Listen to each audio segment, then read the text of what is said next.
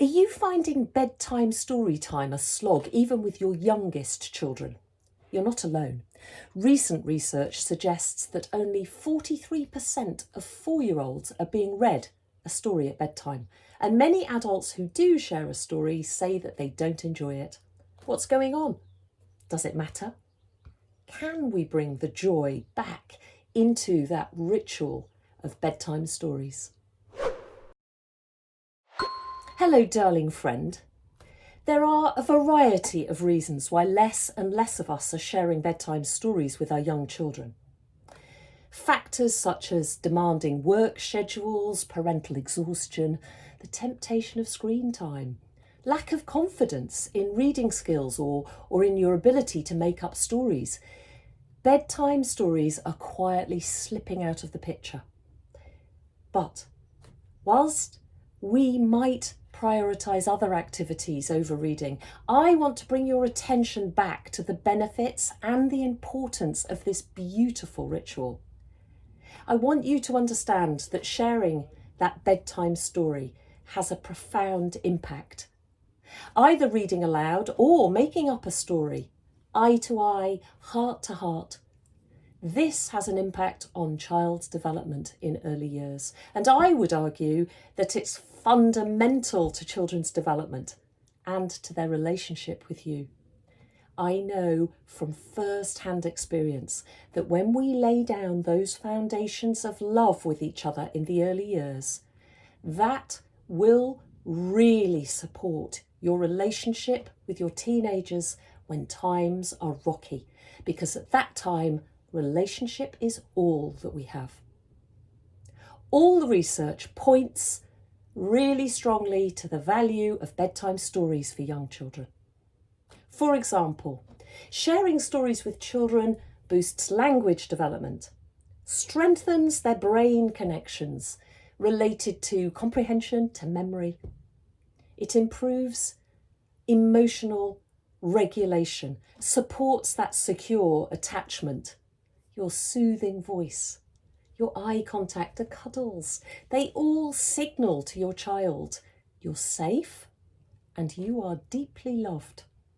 I could go on, but bedtime stories are a gift that last a lifetime, long after the story has been forgotten.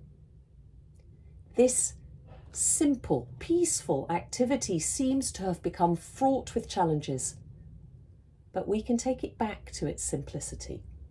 And I have 2 suggestions that could help you to do that.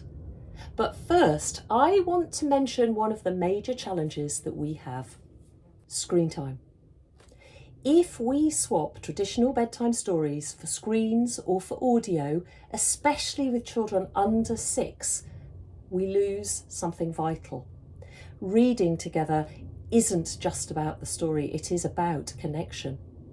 That back and forth, the questions, the cuddles, the expressions, all of this helps children to build their language, their imagination, and their emotional bond.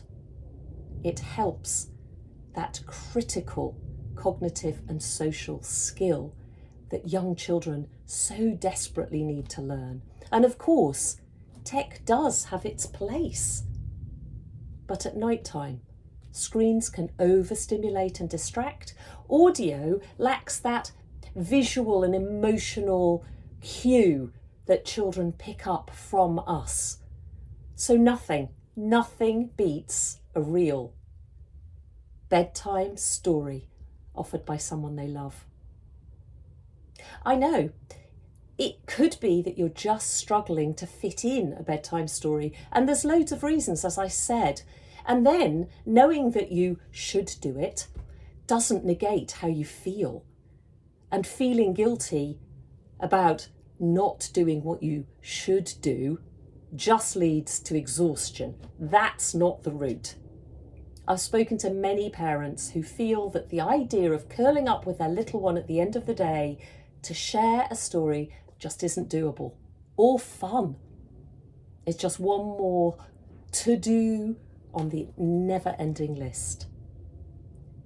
Bedtime stories, for some reason, don't feel magical at all. Sometimes they often feel like they're a fight, don't they? You're frazzled, your child's overtired, and they just ask for one more story, just another and another. They don't want you to go, they're holding on to you. And suddenly what should be a really sweet moment before rest and sleep turns into a negotiation, or worse, a meltdown. If all of this feels familiar, then take a breath, because you're not alone. You're not failing. It's so common.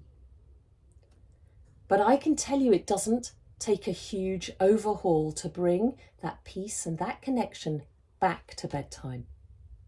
I believe that the shift in this feeling of bedtime is just quite a simple step, so that we can take it from one more thing that we have to do to something that's joyful, rewarding even, a privilege.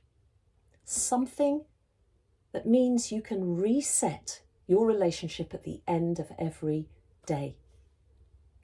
That 5 minutes of eye contact, calm presence, the sound of your voice, it all makes a deep and lasting impression.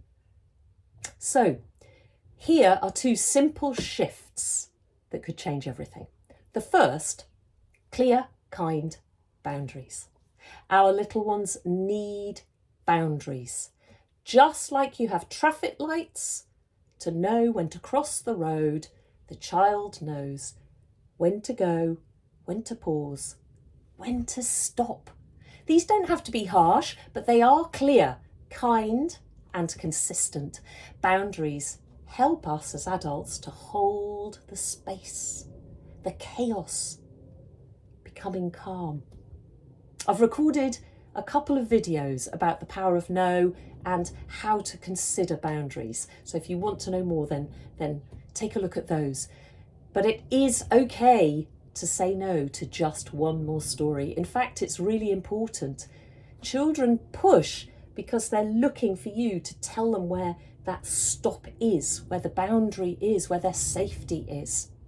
And when we hold that boundary, this is the story we're going to have tonight, then you offer them safety. And it might be that you let them choose between 2 books, or you can make a ritual out of it. Tonight I'll tell a story, tomorrow you will. These boundaries can be very clear and not harsh at all, and they can be loving, playful, but firm. You're the adult, and you're the one that understands the consequences, the cause and effect that happens. And so you need to be the one in the driving seat. Stories, I think, are like meals. So if you have too many main courses in a meal, you feel absolutely stuffed full, a bit sick and a bit overwhelmed. Stories are the same. So look at it like a meal. Maybe you have a starter. This could be a poem or a song, and then your main meal, a made-up story, or maybe a book, a story from a book. And then you go into the pudding, the sweet, which is the lullaby, that real slowing down, blowing out the candle, going into that rest, kissing their teddy good night. And I actually really enjoyed story time, which I can't tell you the last time I did. The second is simple, predictable rhythms. Children thrive on rhythms, particularly young children in their early years. A consistent bedtime, a bath, pyjamas, cleaning teeth, a story, a rhyme, a lullaby, lights out. This helps their nervous systems to settle. When they know what's coming, they don't need to test you or to resist. You don't need 3 or 4 books, 20 minutes, a sparkling performance. You just need that steady, gentle rhythm and structure. And that then becomes their anchor. And within it, even one story will feel like enough, as long as you are totally and utterly present during that time. And that's why oral stories are so good, because you can share a story without having to look at the words, and then you can look at the story that you're going to tell and at your child.